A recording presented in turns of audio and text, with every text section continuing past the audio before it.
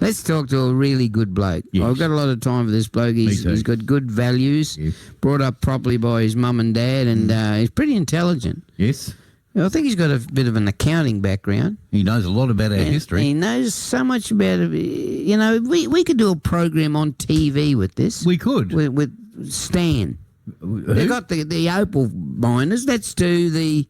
They got the Outback Truckers. The Outback Truckers. We could do the... What could we call it? We could do the history out there. We could call... Imagine coming on Harold the H. P. Cock-a-doodle-doo. How are you, Harold? Fantastic. After that introduction, how could it be anything else? What are we going to call it? We're going to call it... I think history out there. History. Oh, I think you could honestly, Harold. I think you, because you're an imposing man. You're about 6'7", and 7'6", yeah, or 6'7", 7. Yeah. Oh, don't say that in my family. The kids drive me insane and start laughing. I sometimes want to say 6'9's better, but anyhow. Then the parents start laughing. God, Damien, you're a good sidekick. Thank you. Now, get out of here. Okay. Now, you're going to talk about something. I'm trying to know where Brown's Park is, where the Sangster Memorial is. And he was a hero cop all those years ago, drowned saving others in 1893. Wouldn't have made a very good surf lifesaver. And another forgotten hero, and you're going to tell us all about that story. So over to you, Harold the H. Yeah, that's right. With all the recent awful events in Australia, we're all looking for heroes. Yeah. And in the 1893 floods, Ipswich was awash with them. So what happened was that on Saturday, the 4th of February, 1893, the Jackson family woke up to find the Bremer River had risen during the night and was threatening their home at Blackall. What's new? Mrs. Elizabeth Jackson and 5 of her children set out in a small boat for higher ground. She left her eldest daughter, Miss Mary Jackson, and a worker, Mr. John Rowe, in the house to wait their turn to be rescued. But before the boat reached dry land, it hit a tree and tipped over, drowning 4 of the children. Now, in the meantime, Ipswich's Constable James Sangster arrived to see the house lifted up by the floodwaters and carried downstream with Miss Jackson and Mr. Rowe perched on the roof. Now, although Constable Sangster couldn't swim, he led several attempts to rescue them that ended in tragedy. Now, that's when Sangster's own boat upturned. He managed to cling to a small tree, but towards dusk, the tree broke and Constable Sangster disappeared under the water, never to be seen again. Wow. Yeah, and sadly, by the next morning, the river had actually fallen several metres and Miss Jackson and Mr. Rowe were rescued anyway. And now the citizens were so moved by the futile efforts of Constable Sangster that they built, by public subscription, in other words, we paid for it ourselves, they built a memorial fountain in Brown's Park. That's just over the river there. It's quite a big one. You should go see it because it's still there and really well cared for by the council. So well done, people looking after Brown's Park. I might have a look at that. Brown's Park. You cannot miss it. Yes, I wonder whose electorate that's in. David Martin or...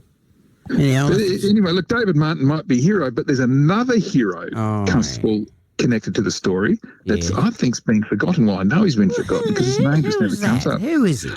Yes, look, what happened here was when the alarm went out, it was actually 2 Ipswich policemen who went to the rescue. One was Constable Sangster and the other one was Mounted Constable James Murray. Now, with Constable Sangster remaining on the scene, Constable Murray actually led a gallop into North Ipswich to get a boat.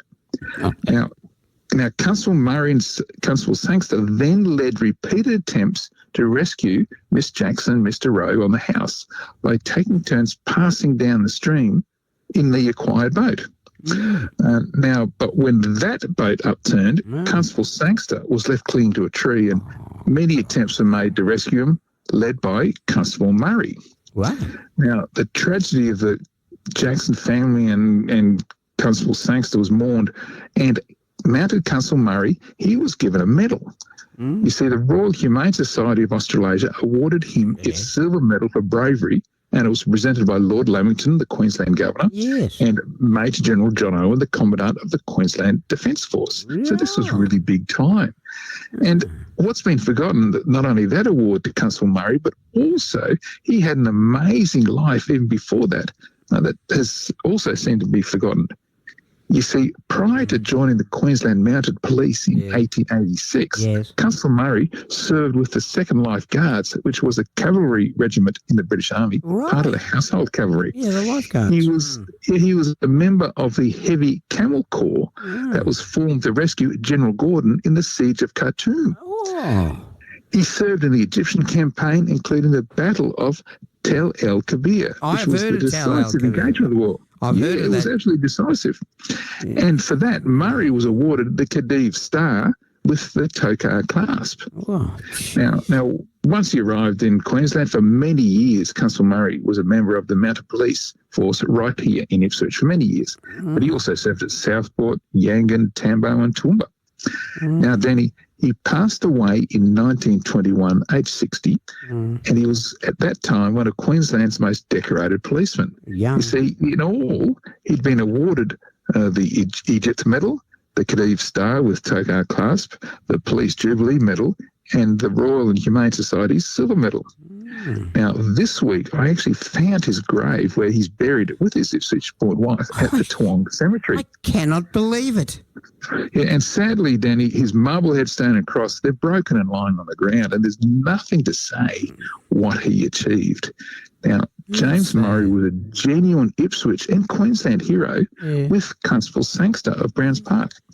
And so with us all appreciating heroes more than ever right now, hopefully James Murray will be remembered even just a little bit, do you think? We better get on to Teresa Harding. Right, the mayor. Ipswich mayor. Yes. Or the deputy mayor, which is Nicole. Nicole, yes, who I had a coffee with the other day. And get onto this and get it fixed. He is a hero, and you and I can pick up the headstone and stick it back on. That's right. Yeah, and look, he's a true Ipswich hero. His mate Sangster's memorialised in Browns Park. And in fact, James Murray, he got special permission from the Commissioner of Police to come to the unveiling of the memorial in 1898. So he was there, but he didn't promote himself. He didn't talk about himself at all.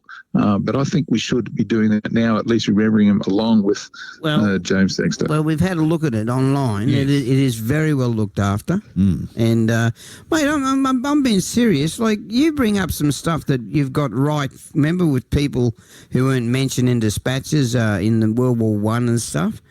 You've done some really good work. We should you get on to Teresa for me, please, please. Yeah. Could you do that? Sure. Executive producer. Yes, okay. And we'll see what we can do to get his headstone. Why don't we transport it?